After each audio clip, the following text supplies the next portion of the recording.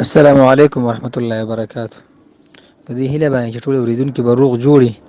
محترم زموږ د نن ورځې د خپرونې موضوع ده د خاوند حقوق په ښځه باندې.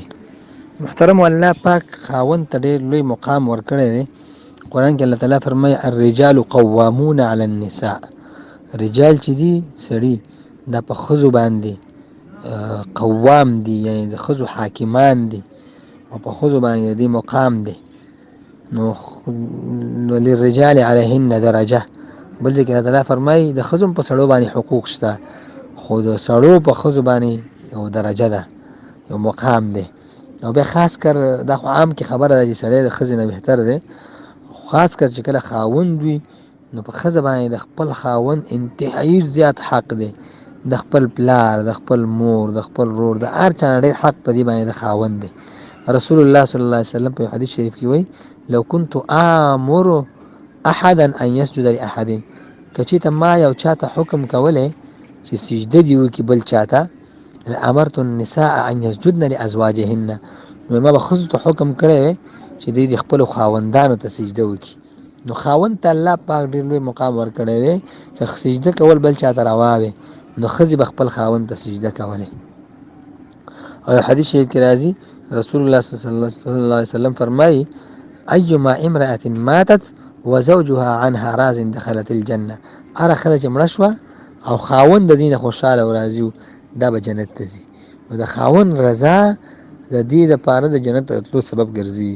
نو د خاوند خبره به مني، د خاوند د اجازې نه بغیر به د کوره نه وځي. د خاوند چې په کوم کار باندې خفه کېږي هغه کار به نه کوي، او کوم کار چې جایز او روا وي او خاوند پرې خوشحالېږي هغه کار به دا کوي.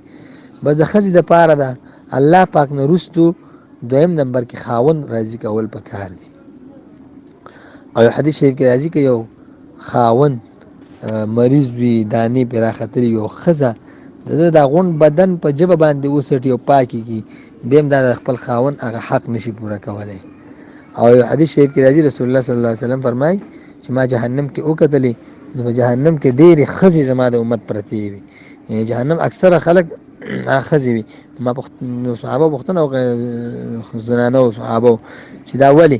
نو رسول الله صلی الله علیه وسلم فرمایل یکثرن اللعنه و یکفرن العشیره.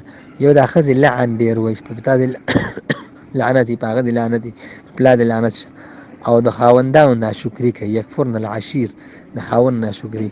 بیا رسول الله صلی الله علیه وسلم فرمایي که ټول عمر دې سره ښه وکړي او یو ورځ یې ستا نه معمولي غوندې څه دغه ستا نه وکتل، یو خبره دې کړې وه تا پوره نه کړه، نو بیا یې دا څه وایي چې دې کور ته راغلی یم، ما خوشحالي نه ده کتلې او ما ستا نه اوسه پورې هېڅ شی هم نه دي کتلي، نو هغه ټول عمر 15 کاله 10 کاله 15 کاله خواري بس به وباندې لا وشي.